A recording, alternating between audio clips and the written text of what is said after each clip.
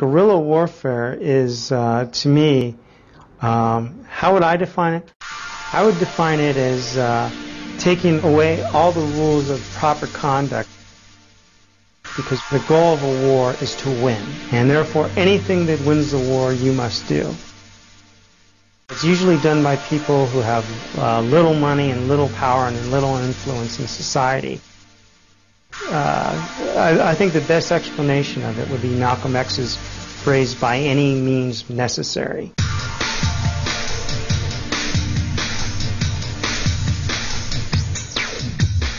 I really look at it as kind of like a campaign of war, and that information is basically the ultimate weapon.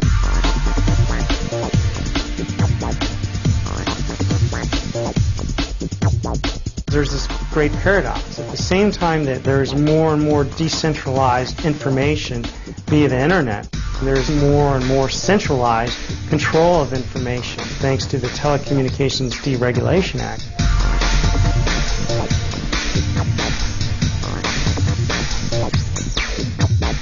Who are the people who control internet information? CNN.com, Time.com, ABCnews.com, things like that, which are serving, an oligopoly of economic and media interests.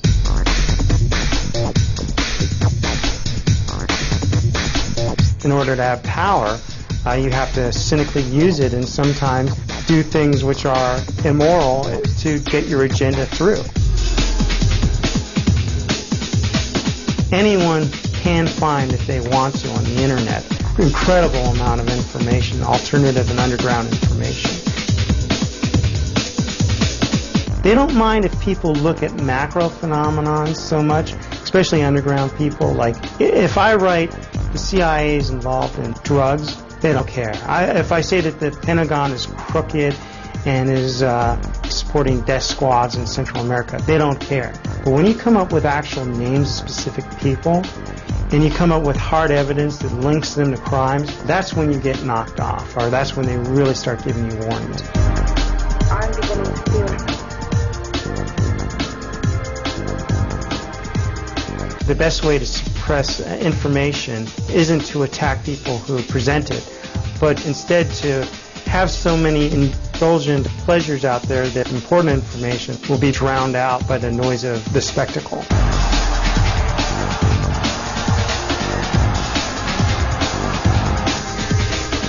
I think people need to be shocked. I mean, this is one of the funny things of having a culture which is so much shock-based in the sense of Jerry Springer or Howard Stern, where in essence people get a kind of a fix like they're doing something dangerous and then go back to drinking beer and watching TV.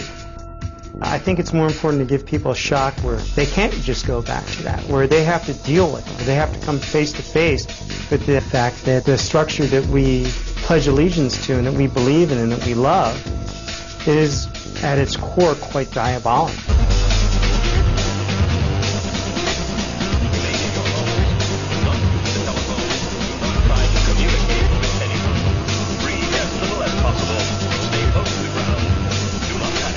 In the end, they can only do what they can get away with. But if you can infect people's minds with insidious values like freedom and liberty and the right to be whatever you want to be, you will be victorious.